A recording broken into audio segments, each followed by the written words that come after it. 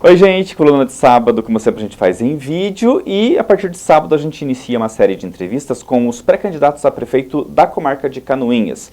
A gente já teve dias atrás aqui o Beto Faria, né, que se colocou como pré-candidato do MDB e hoje tenho a satisfação de, abrindo essa série, entrevistar a prefeita Juliana Maciel Hoppe na condição de pré-candidata a prefeita pelo PL. Obrigado por ter aceitado o nosso convite, prefeita. E eu começo te perguntando que essa é uma condição natural, né? Os prefeitos de primeira viagem buscarem a reeleição, que é uma questão que a legislação permite, e especialmente no seu caso, que foi um meio mandato, né? Ou está sendo um meio mandato. Seja bem-vinda. Exatamente. Obrigada, Ednei, pelo convite. E é isso mesmo, eu estou prefeita há 1 ano e meio, né? Então, todos esses desafios de início de mandato, enfim, para a gente conseguir atingir os anseios da comunidade, que tanto esperava depois dos momentos que a gente viveu, é pouco tempo de gestão. Então, é realmente natural e eu quero, né, disputar, sim, essa eleição. Sou pré-candidata a prefeita, né, pela continuidade da mudança que a gente se propôs a fazer em Canoinhas. Eu sei que a senhora rejeita essa tese, né, de que a sua eleição se deveu muito em parte dos resultados da Pater Filho, e por isso eu te faço uma pergunta nesse sentido, mas de outra forma. A corrupção, ela vai ter um papel importante, o combate à corrupção vai ter um papel importante nessa eleição, a seu ver? Olha, eu entendo que isso precisa ser uma bandeira do eleitor. Eu diria que mais do que dos candidatos, porque eu me sinto na obrigação de ser uma pessoa que leva as contas com transparência em dia, assim como a gente vem fazendo no governo. Mas o eleitor precisa sim lembrar de tudo que aconteceu, porque agora é hora de escolha, né? Então, e a gente sabe, né, Ednei, nos bastidores políticos, a gente que vive a política, que está acompanhando, que sim, tem gente aí do passado querendo retomar, né, às vezes não com o seu nome, mas articulando politicamente, sabe Deus com que objetivo, né? Já fez coisa ruim, não pode querer fazer coisa boa, né? Nesse sentido, a senhora acha, pelas suas conversas, pelo que vê, pelo que escuta, como interage com as pessoas, o eleitorado já esqueceu a Pater Filho ou isso ainda está fresco na memória do nosso eleitorado? Não, eu acredito que não esqueceu, né? Até eu circulo muito, converso muito, né, com o canoinhense, e isso é um sentimento ainda bem, digamos assim, bem despertado ainda no canoinhense, né? Ele consegue perceber o quanto o Canoinhas sofreu por causa do que aconteceu. Então, eu não vejo que é algo que o canoinhense esqueceu e que não se importe com isso, não se importe com um governo sério, honesto e, sim, com corrupção. Uhum. Dá para dizer que a gente ainda está vivendo os reflexos disso? A senhora como prefeita sente isso quando vai a Florianópolis, Brasília? Com certeza. Eu diria que agora já é um momento diferente, né? Nós trabalhamos bastante nesse último ano, com foco realmente pensando como é que Canoinhas poderia voltar a ter credibilidade, porque no começo do mandato foi muito difícil, Ednei. Né? Então, você ia visitar um deputado daquela cidade que todo mundo foi preso, né? É isso que a gente escutava nos corredores da LESC, escutava onde a gente ia. Então, foi difícil, né? Foi difícil até para o canoinhense voltar a confiar na política também, né? Isso também é algo a se ressaltar. Mas hoje a gente já consegue ver um caminho trilhado, né? Pensando nisso, veja, devolvemos a nota da CAPAG, hoje o município é A, né? Então, que isso é extremamente importante, índice de limite prudencial de pessoal lá embaixo. Então, são ações que com seriedade dá para fazer, né? Uhum. Porque a corrupção, ela não está só lá na obra de bueiro aberto, que também tem, mas ela está no descuido, né, com a coisa pública que traz consequência imediata para a população. E uma das coisas que é um grande diferencial, mas assim, dá para chamar de um divisor de águas do seu governo é agora ter conseguido esse financiamento, porque uma das coisas que foi muito complicado foi administrar um orçamento muito apertado, né? Que a senhora fez até agora foi basicamente pagar as contas do dia a dia, o feijão com arroz, né? Exatamente. Agora, esse dinheiro é para investimento. Vai dar para sentir os efeitos desse financiamento antes da eleição? Olha, Ednei, o que eu posso te dizer é que nós já temos um pacote de obras a entregar para a população, né? Então, algumas coisas já licitadas, outras que saíram, foi publicada a licitação ontem, né? Então, são 14 obras de pavimentação, né? Que, assim, algumas já vão iniciar agora, outras já na sequência, né? Assim que a licitação, enfim, todo o trâmite burocrático acontecer também já deve iniciar.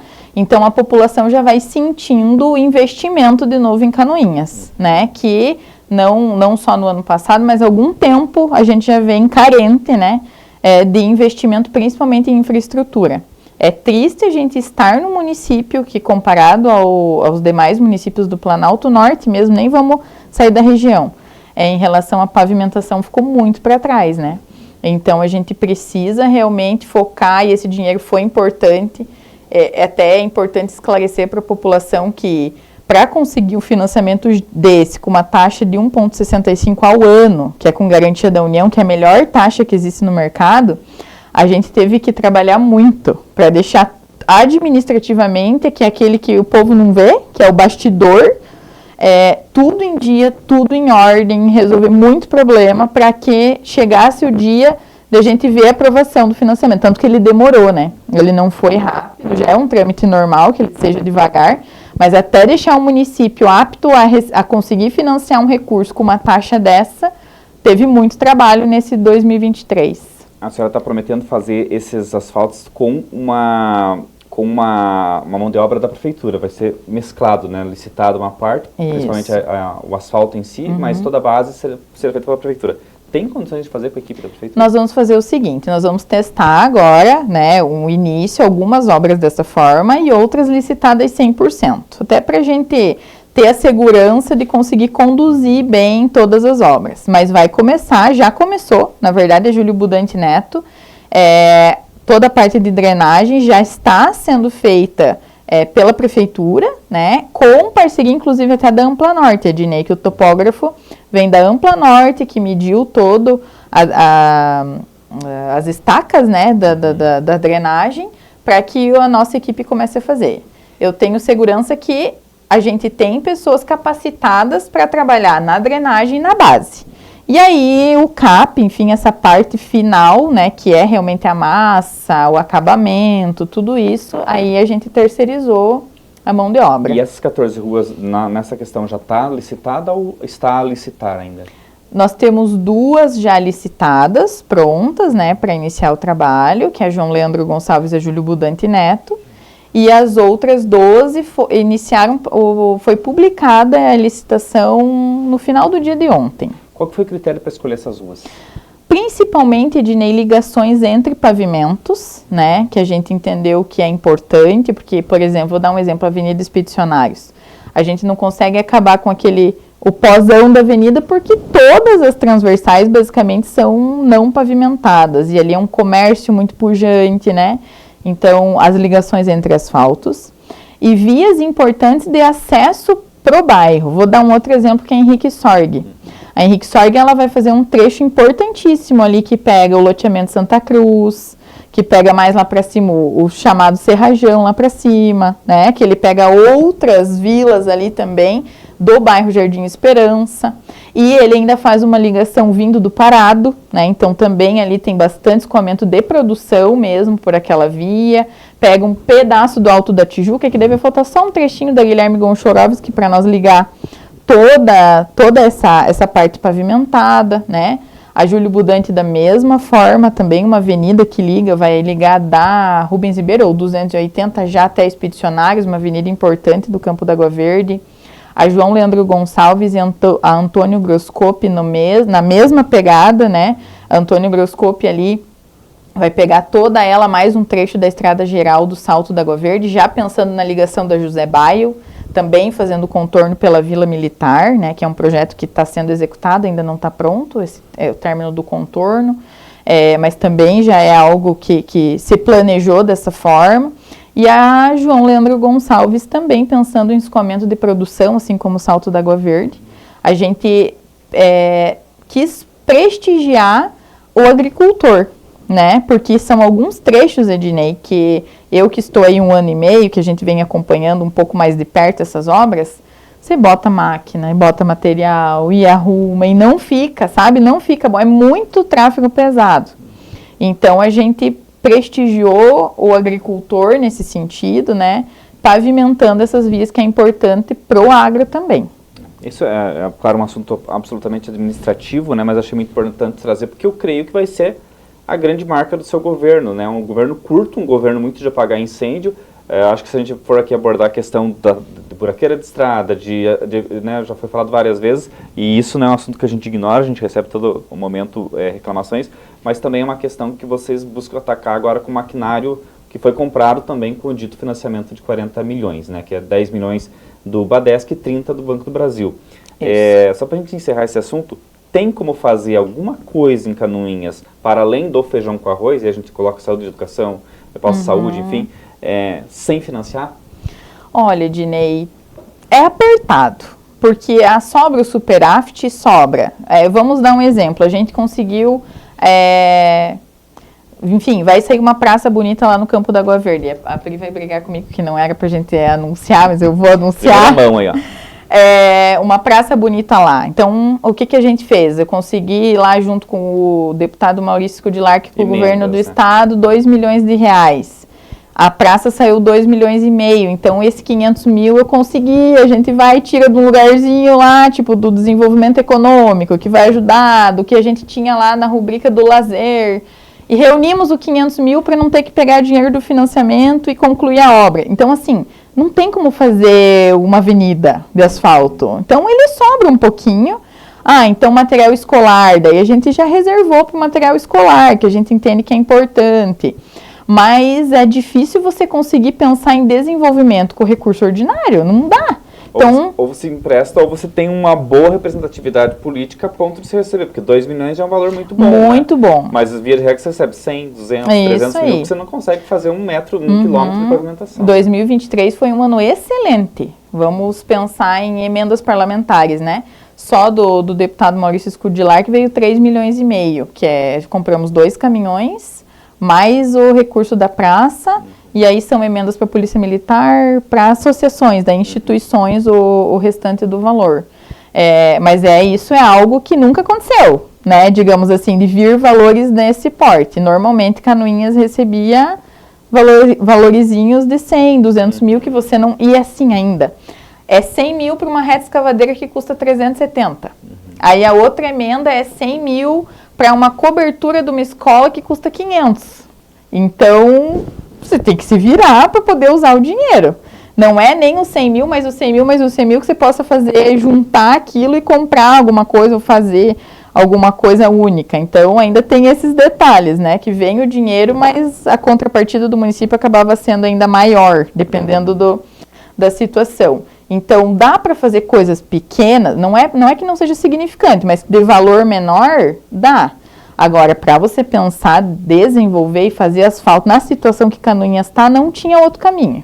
A gente tinha que pegar um valor considerável para a gente conseguir aí atingir alguns bons quilômetros de pavimento para sair daquela estaca de cidade que tem mais estrada de chão do que asfalto no perímetro urbano.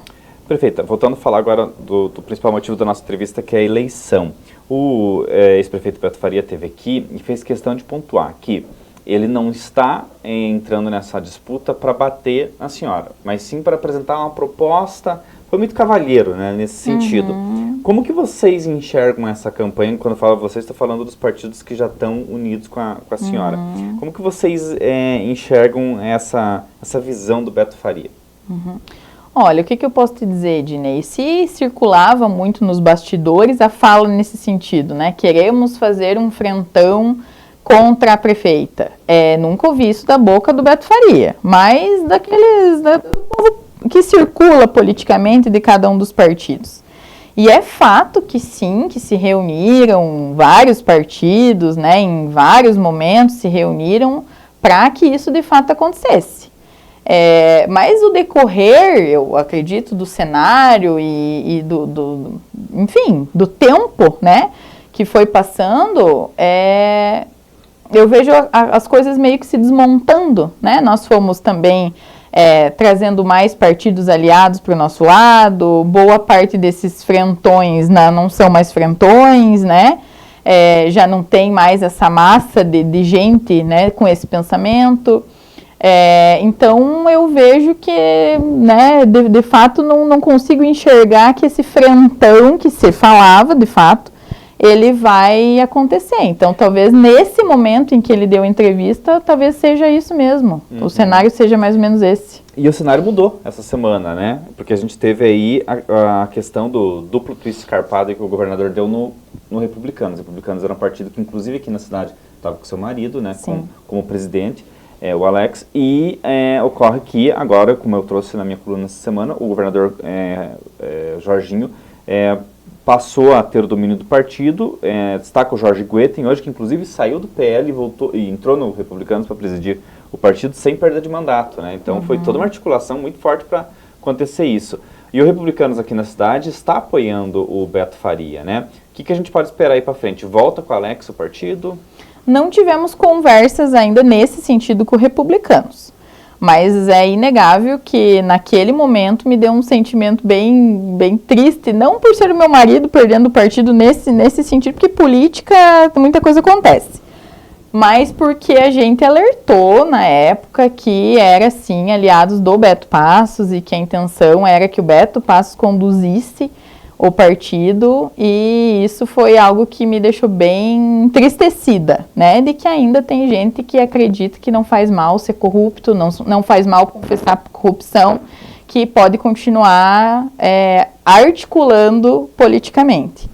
Então, o que eu espero, conhecendo um pouco o deputado Jorge, que agora vai presidir o partido, e o próprio governador Jorginho, é que esse tipo de coisa não vai mais ter vez, né? Pelo menos esse tipo de articulação dentro do Republicanos. Não sentamos para conversar de fato o que vai acontecer com a executiva de Canoinhas, mas acredito que ainda deve ter notícias aí em breve de como é que vai ficar esse cenário. Essa acomodação hoje, PSD com o MDB, o PL com União Brasil e outros partidos de menor expressão, isso deve mudar ainda, você acha, até o fechamento das coligações? Eu acredito que, como todo ano, sempre tem muita água para rolar, né, Ednei? Então, ainda eu acredito que muita coisa ainda vai se ter de conversa. Com relação a candidaturas, a gente caminha para um cenário onde me parece que a gente vai ter aí ou duas candidaturas, a sua e a do Beto Faria, ou três com uma do PT, né? Creio que ontem, essa semana, eles se reuniram para discutir essa situação. Qual que é o melhor cenário? Um cenário de disputa direta, como se fosse um segundo turno, entre a senhora e o Beto Faria, ou tendo mais candidatos? Não sei se sou apta a responder isso. Eu diria que a gente está preparado com propostas, com projetos, com continuidade de um trabalho que foi sofrido, um ano difícil, já era difícil por natureza, ainda com 2 enchentes no meio do percurso, para encarar qualquer cenário político, né? Então, acredito que seria nesse sentido minha resposta. Ou seja, vai passar a gente vê 4 candidatos, né? Mesmo que esteja tão esfarelado, assim, tão pulverizado esse cenário, nesse sentido também não consegue me responder se seria melhor ou pior que 2 candidaturas? Nós estamos prontos, independente do que acontecer no cenário político. Eu acredito na minha equipe, no nosso projeto, se for 1, 2 ou 3, eu acredito que nós temos o melhor caminho para Canoinhas. Legal, prefeito. Essa é só uma pitada aí das nossas conversas. A gente vai fazer outras entrevistas até lá a eleição, vai ter debate, vai ter muita coisa na nossa cobertura. O J+, é tradição, né? Tem tradição na cobertura de eleições e esse ano não vai ser diferente. Cada ano a gente quer buscar incrementar ainda mais as nossas coberturas. Agradeço imensamente, prefeita, e espero revê-la em breve para a gente conversar mais sobre o município e sobre a eleição, porque vai ser a tônica a partir de agora, né? Com certeza, é um prazer. Obrigada, Ednei, pelo convite. Obrigado, prefeita, e até a próxima.